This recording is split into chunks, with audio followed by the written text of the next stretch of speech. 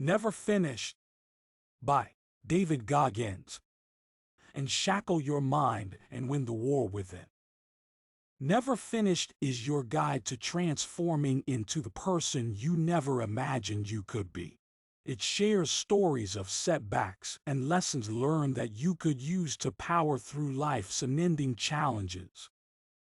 Introduction. Learn to overcome your mental barriers and push past your limits. So you're in your mid-20s, 30s, or even 40s. You thought you'd finally cracked the code to life and are living exactly how you dreamed it years ago. But are you really? Is this really the pinnacle of your life? Or are you just getting started? In this book, Never Finished by David Goggins, you'll discover that life actually calls for never-ending progress. Your so-called pinnacle is just the beginning. What you're truly capable of far exceeds your wildest expectations, and all it takes to realize that is building your belief through mental and physical resilience, and embracing the challenges that lie ahead. 1. Stop wallowing in your misery and start moving forward. Whether or not you like it, life will be throwing you all sorts of lemons.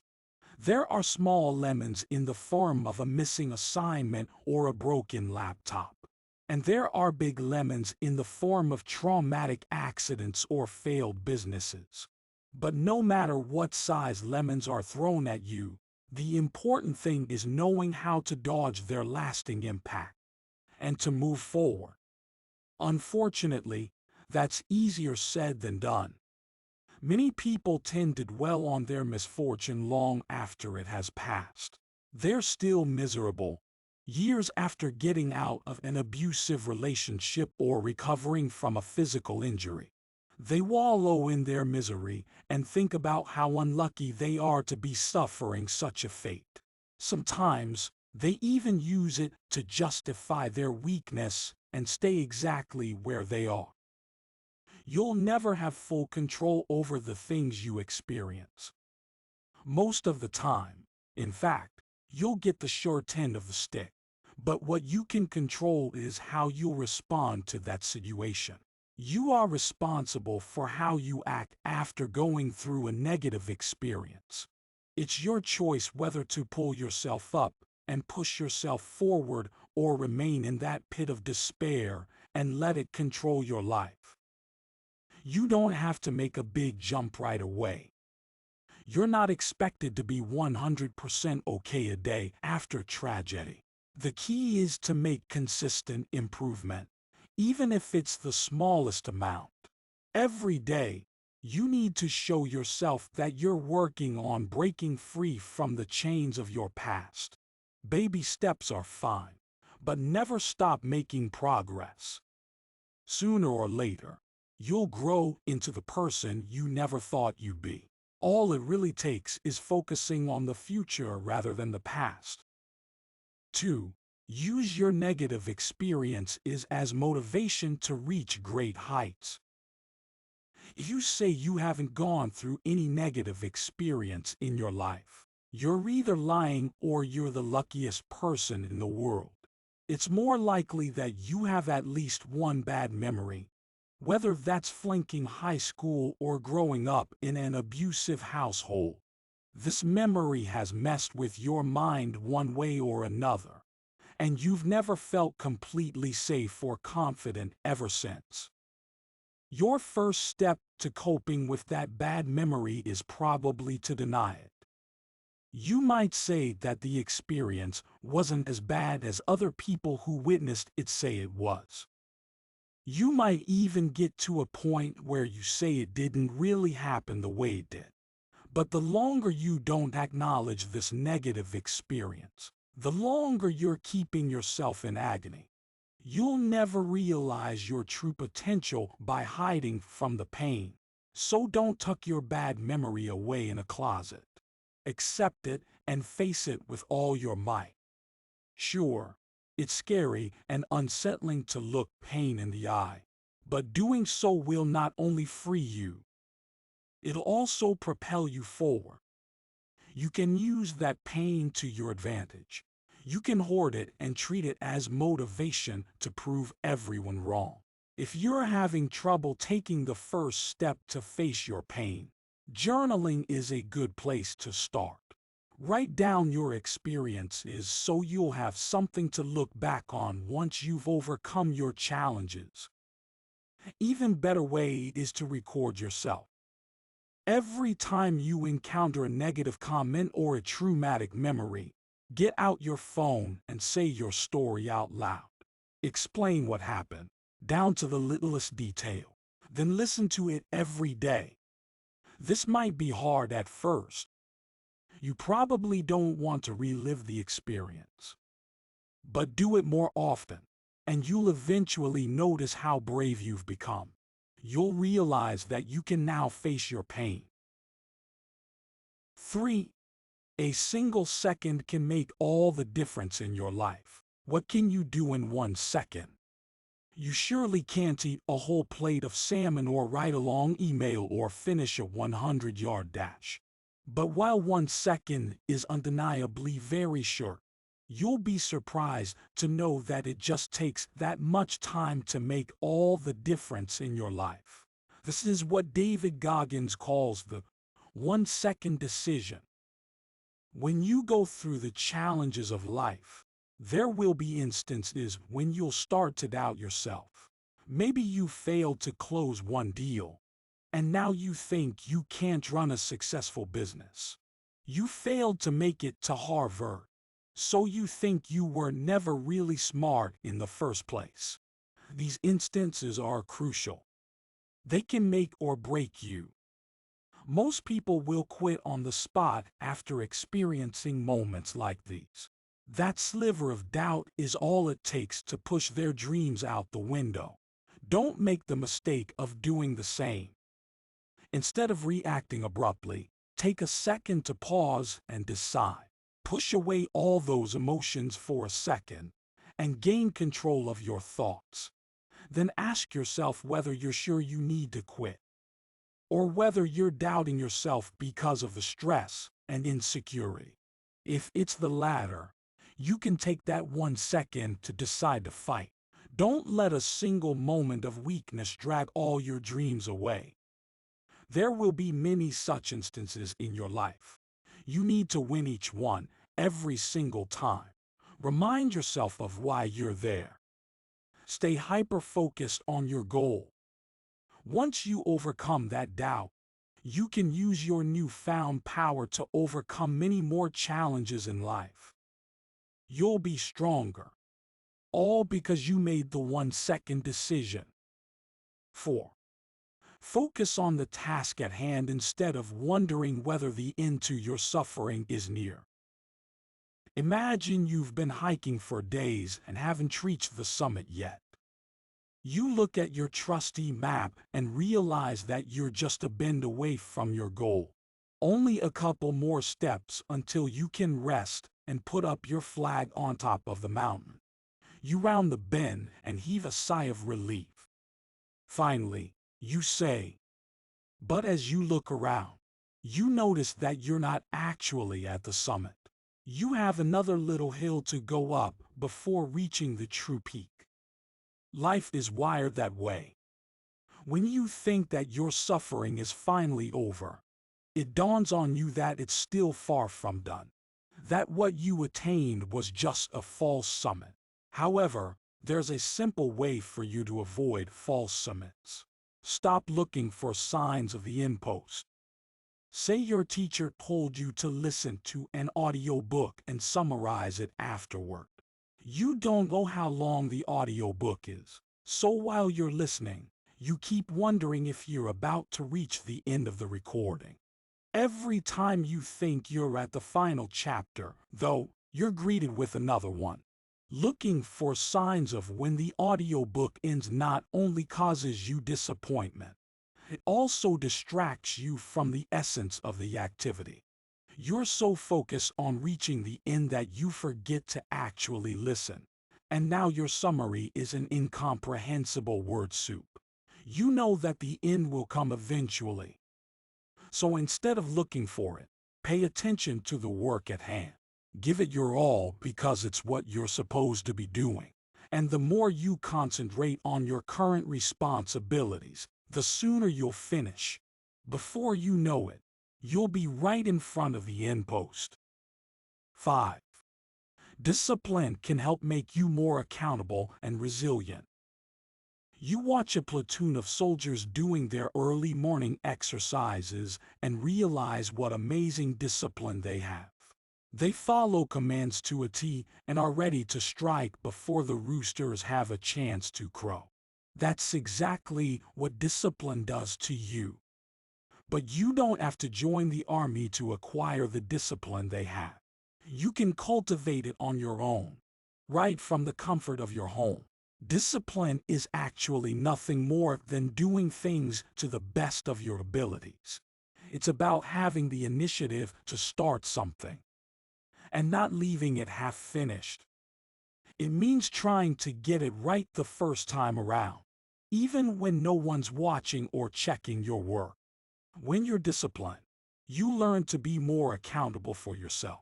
You no longer have to rely on someone else to make your to-do list for you. You just get up, write down your tasks, and check them off one by one. Eventually, you learn how to build a plan of action around that to-do list, so you know exactly how your day will go. Being disciplined also helps you increase your mental and physical load. As you keep repeating and optimizing your tasks, you'll realize that your capacity is getting bigger by the day. You can now breeze through your to-do list in 4 hours when it used to take you an entire day. This helps you take on more, which can come in handy when you're someone who juggles a job, college, and a family of 3 kids all at the same time. The most important side effect of being disciplined is a stronger mental state. You'll no longer feel insecure about other people's success because you'll be too busy taking action and focusing on your efforts. With that kind of negativity out of the way, there's no doubt you'll get to where you want to be. 6. Don't settle for low-level success. Name everything you achieved the day you were born. Yes, that's right. What did you accomplish as a day-old infant? If you're anything like most people, probably not much. After all, nobody is born with a ton of trophies and titles under their belt. Everyone starts right at the lowest rung of the ladder. But that doesn't mean that you should be content with being at the bottom when you know that the life you want is at the top. You need to be willing to go beyond that first step. This is where many people go wrong. They prefer staying right where they are because they are too afraid of what lies ahead. Fear is natural. Who would want to venture into the unknown? But there's no other way to conquer your fear than to face it head on. Do what scares you, but don't go into battle without your sword. It pays to be prepared. Use your time at the bottom to prepare for the big opportunities in the future. Treat it as a training ground, where you master your skills and become a better version of yourself. A good trick to keep in mind is to act as if you're already at the top. When you get to where you want to go, you won't have trouble adjusting. But, of course, life isn't always smooth sailing. No matter how much you prepare for something, you might still fail. And more often than not, it's because of something that is out of your hands. In cases like these, treat failure as a way to learn about yourself and gain the opportunity to strengthen your curve for life's worst curveballs. 7. Surpass the normal standards and set your own. When you start a new job, one of the first things you'll learn about are the standards and expectations the company has of its employees. You have to be early for meetings. You have to submit an end-of-month report. You have to be a good representative of the firm wherever you go. You can find such standards everywhere, not only at your workplace. They guide every member of the team and ensure that they work in alignment with the organization's goals. You're expected to meet these standards religiously and to keep them in mind in whatever you do. But while that's commendable, making these standards your primary target does you a disservice. It prevents you from reaching your full potential. Say your boss owed you to make a week's worth of content for his business's social media channels. Most people would make just that 1 week of content and stop there. After all, that's what was required of them. But doing the bare minimum doesn't foster growth. To really grow means to surpass those set standards. It's about setting and striving for your own standards. So no, you don't just make a week's worth of content for your boss. You make a month's worth, or even a year's worth. You probably won't get a raise for going above and beyond. But you shouldn't be after the praise and recognition in the first place. You surpass the standards for internal validation to see how much you can really do and how far you can push yourself. That's how you grow. If you're doubtful about your ability to do this, try surrounding yourself with people who consistently exceed expectations.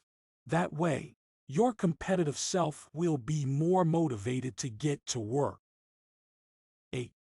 Greatness is within your reach. If you're willing to work for it, how do you define greatness? Is it someone who wins the Nobel Prize? Or gets the MVP 10 years in a row? Or leads the moon missions? Yes, they are unquestionably some of the greatest of all time. And with how enormous their achievements are, you'll start thinking that such a level of excellence is simply out of your league. However, that mentality is precisely what holds you back from reaching greatness. Contrary to popular belief, greatness is not an elusive pedestal that only the gifted and privileged can climb. You have it within your reach. You just aren't willing to go for it. You aren't fully to blame, though. Most of the time, your upbringing can play a major part in limiting your thinking and making you believe that you're not destined for greatness. As soon as you enter the world, people start putting you into categories. You're a woman, so you shouldn't be a CEO. You're a man, so you should build a career in tech. You're only 18, so you should go to college and not set up a business. You're already 56, so you should start thinking about retirement and not switching careers. People have that habit of defining you even before you can really define yourself. And this, unfortunately, takes a toll on how you see greatness. But no matter how loud the negative voices are, know that you have the power to break out of those categories and redefine yourself. Be the first woman in your local electric company. Be the first high school dropout in your family who becomes a millionaire. Be the first 50-something-year-old in your college graduation. There always has to be someone to break the mold first. Let that someone be you. Final summary. To transform into the person you want to be, you must first overcome the barriers that you and society have put up. This requires your willingness to go beyond your limit, keep the past from tainting your future, and forge ahead no matter the difficulty and pain. Here's a final piece of advice. Be selective about who you surround yourself with. The people you keep around should be the first ones to see your maximum potential. Don't be with folks who hold you back. They should be pushing you up and walking with you toward your goals instead.